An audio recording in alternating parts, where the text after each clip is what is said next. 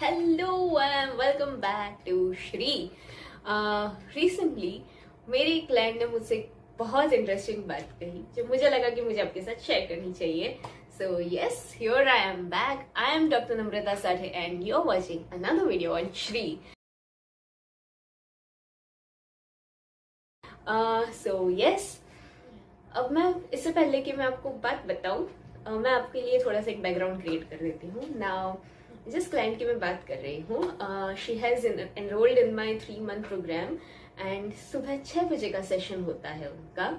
सो अब उनकी प्रॉब्लम ये हो रही है that she has recently changed her job also, जहाँ पे काफ़ी हेक्टिक स्केड्यूल रहता है उनका, मतलब काफ़ी देर रात तक जाग के उनको काम करना पड़ता है।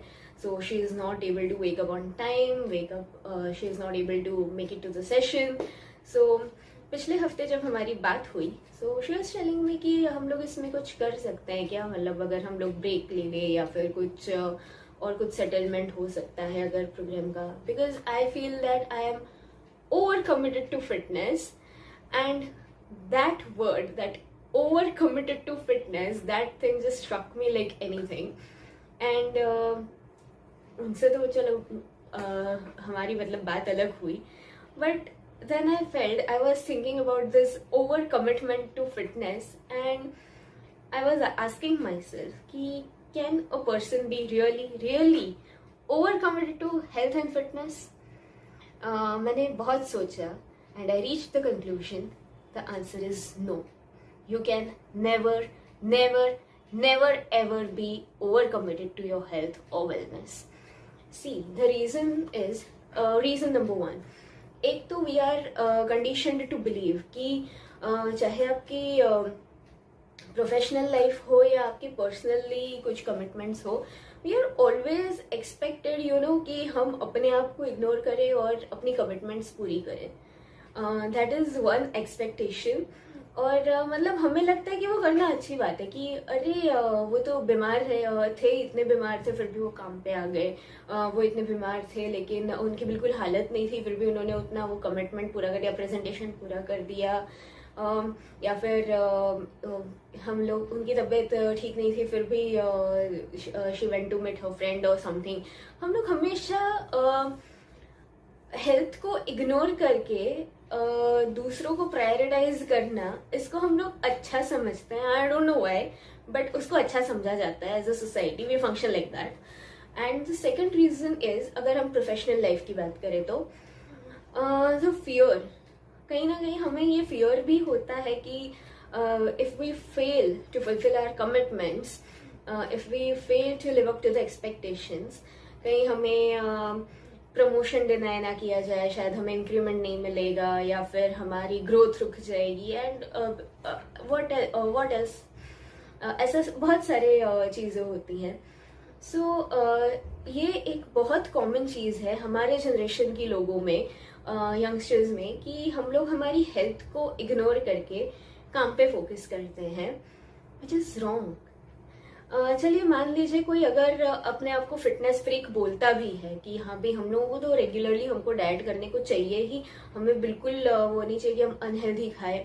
ये चीज़ मैंने ज़्यादातर अबव और अराउंड 40 to 50 के लोगों में मैंने ये चीज़ ज़्यादा देखी है। They are like fitness freaks. उनको ऐसा हो जाता है कि नहीं, हमें एक दिन भी अनहेल्दी नहीं खाना है, हमें चीट मील नहीं करनी है या फिर हमें एक्सरसाइज स्किप नहीं करनी है। उनको लगता है they are the real fitness freaks, they are genuinely over committed to health and fitness. पर let me tell you very frankly, ये दोनों ही सिचुएशन आपके लिए हानिकारक हैं। अगर आप काम के लिए अपनी हेल्थ को इग्नोर कर रहे हैं तो भी वो गलत है, और अगर आप दुनिया की दृष्टि से अगर ओवर कमिट किया, आप बिल्कुल भी मतलब उसमें एक्सेप्शन नहीं होने देते, एक दिन भी आपको वर्कआउट मिस नहीं करना, एक दिन भी डाइट के साथ तो कुछ भी आप ऊंच नीच नहीं चला लेते, वो भी हेल्थी नहीं है। वैसे तो यहाँ पे हम लोग in general health and fitness की बात कर रहे हैं, लेकिन इस सवाल का जवाब योग फिलोसॉफी से मिलता है हमें।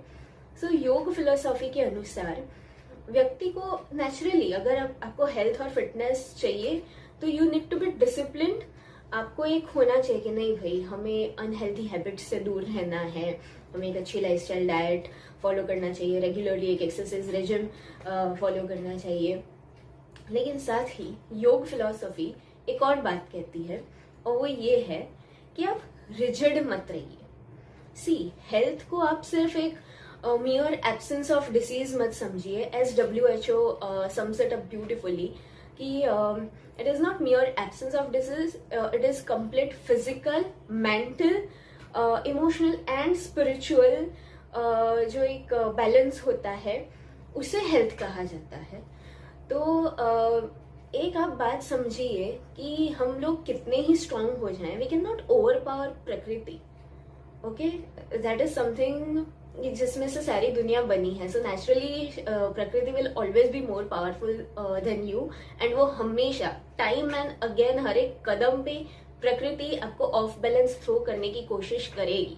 अगर फिजिकल लेवल पे नहीं तो मेंटल लेवल पे, नहीं तो फिर इमोशनल लेवल पे, नहीं तो स्पिरिचुअल लेवल पे, कुछ ना कुछ, जैसे हम लोग तापत्रयी कहते हैं योग फिलोसफी में, कुछ ना कुछ रहेगा ही। वो हमेशा आपको ऑफ बैलेंस करने की कोशिश करेगी। एंड अवर इंसिस्टेंस की नहीं, हमें ऑफ बैलेंस नहीं जाना है, that is where you are striving to achieve health and fitness. Health and fitness मेरे हिसाब से वो क्षितिज है where you can only strive to reach, but you never really arrive at your destination. So yes, अगर मैं योग philosophy को ध्यान में रख के इसके बारे में सोचूं तो yes, you can never really be over committed to health and fitness. अगर आप फिटनेस फ्रीक भी हैं, अगर आप ऐसे बिल्कुल रिजिड है कि आप किसी भी चीज में समझौता नहीं करना चाहते, बिल्कुल भी आप फ्लेक्सिबिलिटी नहीं रखते, ना फिजिकल ना मेंटल, तो भी वो अच्छी बात नहीं है। एंड अगर आप अपने वर्क कमिटमेंट्स को या फिर पर्सनल कमिटमेंट्स को फुलफिल करने के लिए अपने आप को इग्नोर करते हैं तो वो भी गलत है।